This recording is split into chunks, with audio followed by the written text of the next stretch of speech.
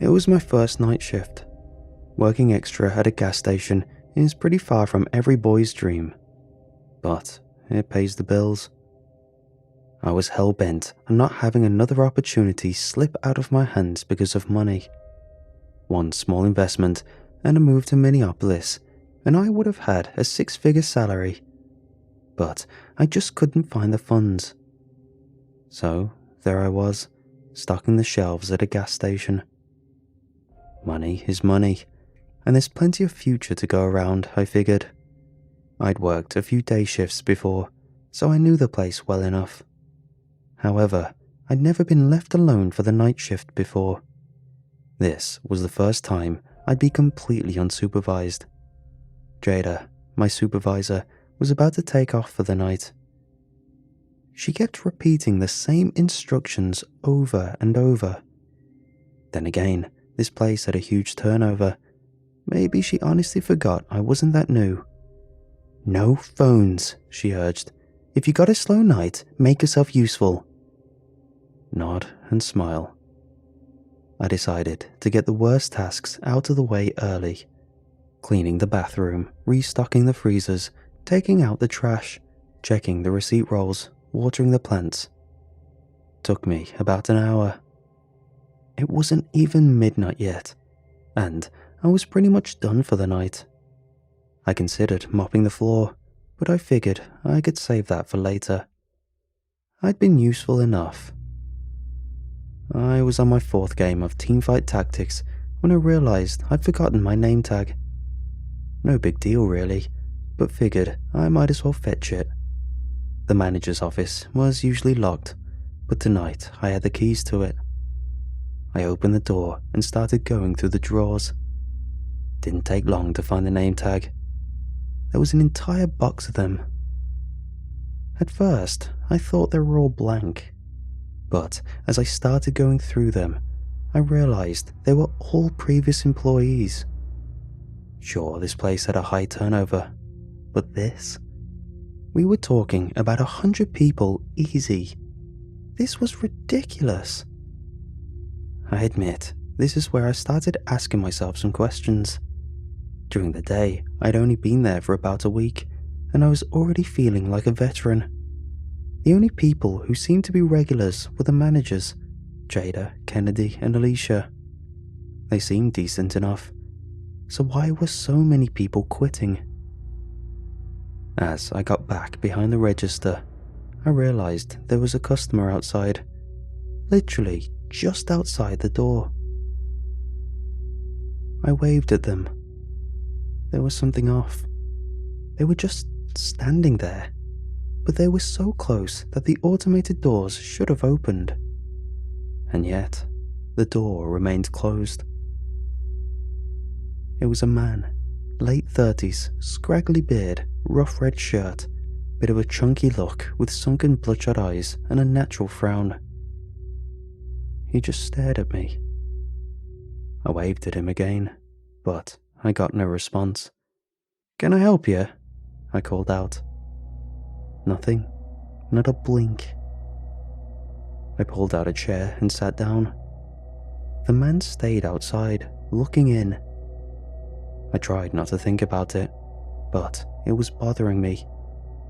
I couldn't see his car anywhere on the cameras, and he didn't seem to want anything.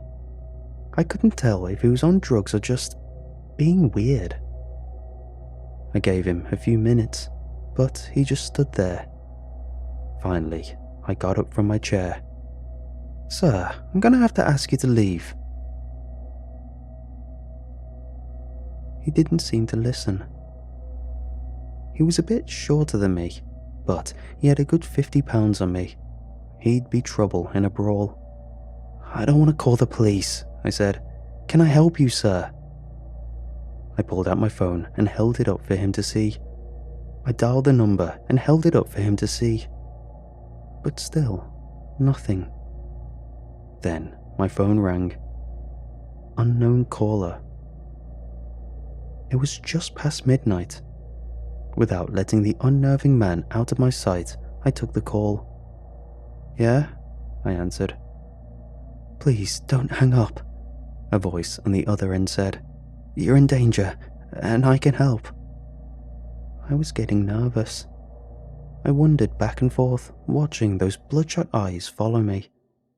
"Who is this?" I asked. "I'm Angie," the voice responded. "I used to work there, same shift, same managers. I wanted to warn you." I'd seen an Angie tag in the box earlier, maybe even several. She sounded young and nervous as all hell. "In a few hours, something terrible is going to happen," she continued, "and if you're not out by then, you might as well be dead." "What are you talking about?" "Look outside." I'd been looking outside this entire time, but I'd been entirely focused on this one man outside the front door.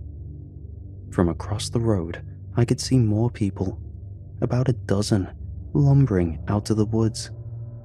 "I need you to leave," she said. "Just walk out. Nothing will happen if you just walk away. Nothing will come for you."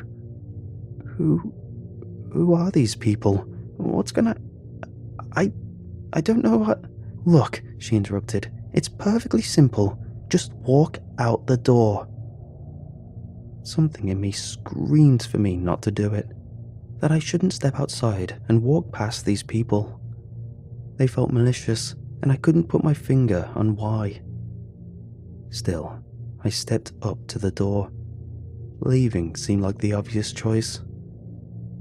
Strangely, it didn't open. "It won't open," I said. "Hold on. They want to keep you in there. They don't want you to leave. They want you to stay and die." "Die?" I asked. "What do you mean?" I stopped my pacing. Something was wrong. Was I locked in? "Tell me exactly what is about to happen," I demanded. "Something is in there with you," Angie sighed. "It could be 5 minutes, it could be a few hours, but that thing in there is coming for you." "And what thing are we talking about?" The man with the bloodshot eyes had 2 people joining him. A young man with a grotesque overbite and a young woman who could easily be mistaken for a child. All of them stared at me with the same broken eyes and rough clothes. They stopped inches short of the front door. "It doesn't have a name," Angie said, "but it'll leave you empty. It'll leave you like the people out front." "But if I leave, I'll be okay?" "Yes, that's what I'm telling you." "Hold on, I'll check the back." I hurried out back to the employee entrance, pressed down on the cold handle, and the door swung open. Outside were another group of 4 people. 2 young men, an older woman, and a girl no more than 16 years old. They all stared at me. I couldn't tell if they were drawn to me or the store. I stopped short of stepping through the door. "Why do they come here?" I asked Angie. "They serve their master. They want the spoils." "What spoils? What?" I thought about it. She was talking about me. "Right," I said, nodding to myself. "I see. Are you at the back door? Are you there yet?" Yeah, I'm here." "Just walk out," she whispered. "It's not too late." I was about to walk out when a thought hit me. Why would they lock the front door but not the back? That didn't make any sense. If the purpose was to keep me here, they could easily barricade the back as well. Something didn't add up. "The door is open," I said. "Great, you can still make it." "Why wouldn't they lock the back door, Angie?" She hesitated, and there was a brief pause. "If they're locking me in here to hurt me, why wouldn't they lock the back door?" I repeated. "I don't know," she said, "but you have to trust me." "They gave me the keys, Angie. They go everywhere. I can lock and unlock this door 100 times. What's going on?" They don't usually do that." I closed the door and stepped back. 4 less pair of eyes staring at me. "Look," said Angie. "I was the last person to leave. They screwed up. I found a spare key and got out before it was too late. Maybe they figured I'd warn you. Maybe they're trying to trick you." "Sure, yeah," I chuckled. "Convenient." "I'm trying to help you," she cried out. "Those things out there are to discourage you from going outside. They're harmless, but they're there to scare you. Can't you see it is all just a way for them to keep you in there?" I got one person screaming at me to go outside, and no one telling me to stay. No locked doors, just plenty of creeps staring at me. What am I supposed to believe? "Fine, you want more proof? Call the police. Hang up and call them." I ended the call. There were 8 people out front by now, all gathering outside the front door. I couldn't tell if they were trying to get in, or if they were waiting for me to step out. I called the emergency services, only to be met with silence.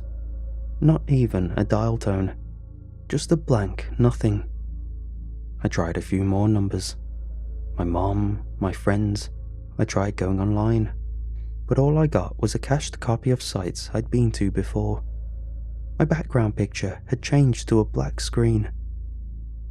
But there was something else.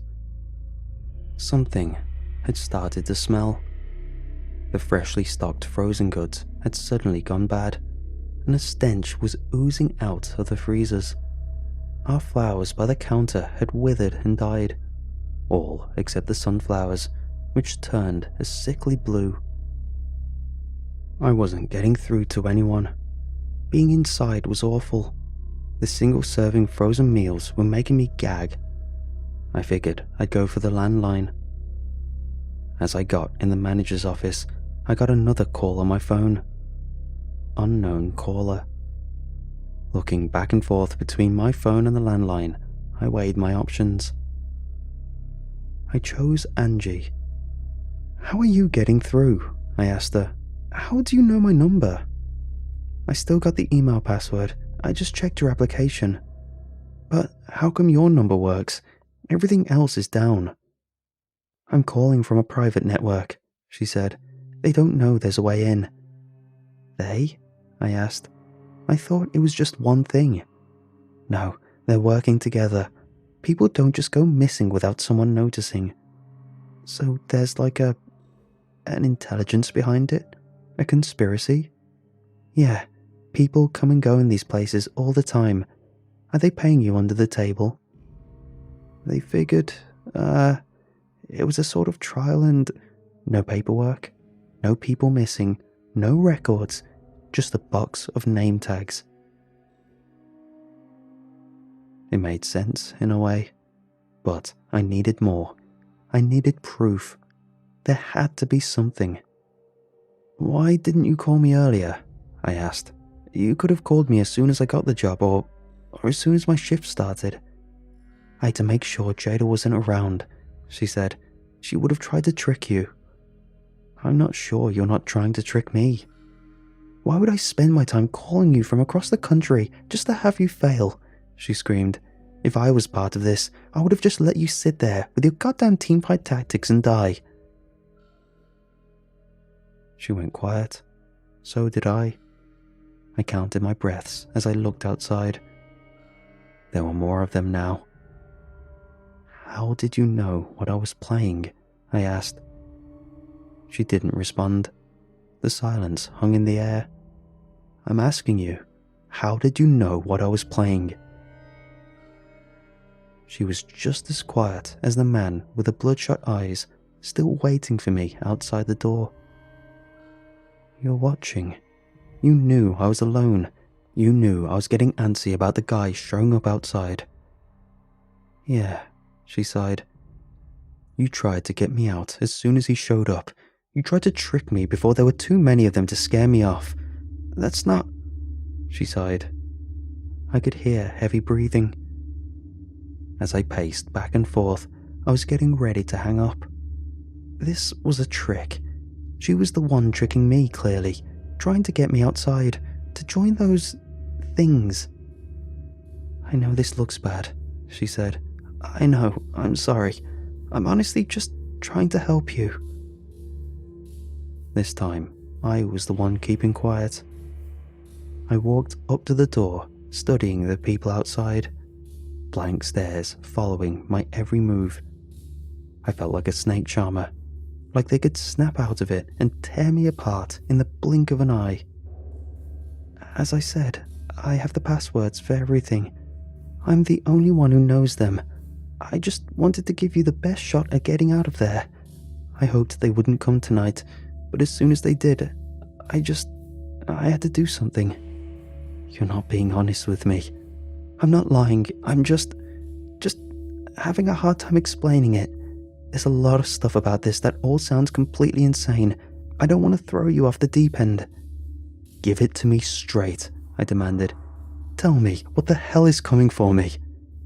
"It's not a thing. Like, not real. It's there, but it's just... I don't know how to explain it. It just steps through." "Steps through what?" "The world. The air. A ripple in time or something. It just steps in and it's there. And then it shoves some kind of mouth spike into your head and gargles up something inside." "A mouth spike? What the hell are you..." "Yes, a spike. No, I mean, it goes into your mouth. It doesn't have a mouth of its own. It just goes into you and... gone. Game over." I didn't know what to think. My mind was a jumbled mess, and I felt my pulse rising and falling. There were over 18 people outside in various states of disarray, all of them just staring at me. If I stepped outside, I'd know for sure. "What does it look like? Does it..." The lights flickered. There was a loud hum, a buzz, and then an electric failure. One of the fluorescent lights burned out, while the others just slowly dimmed to nothing. This was real. It was make or break by this point. Something was happening. "The lights went out," I whispered. "Is this..." "Now!" Angie screamed. "Get out now!" I ran. I tripped and tumbled my way into the back room in complete darkness. I almost twisted my ankle as I bumped into the lunch table. I could barely hear my thoughts, and I had to remind myself to breathe. The roof of my mouth ached, as if anticipating a piercing pain. I could feel my head filling with blood and adrenaline, as my dry eyes refused to blink. As I put my hand on the back door, I did the mistake of pulling instead of pushing. It took me 3 tries before a thought hit me. I couldn't see the sign on the door because of the darkness. In fact, I couldn't see anything. Nothing. "Angie," I wheezed, putting my phone to my ear. "You there?" "Hurry," she screamed. "You can make it." "How did you see it?" "The thing was huge. It just... No. How did you see it? You see it in complete darkness? You said the lights went out." "It was right there."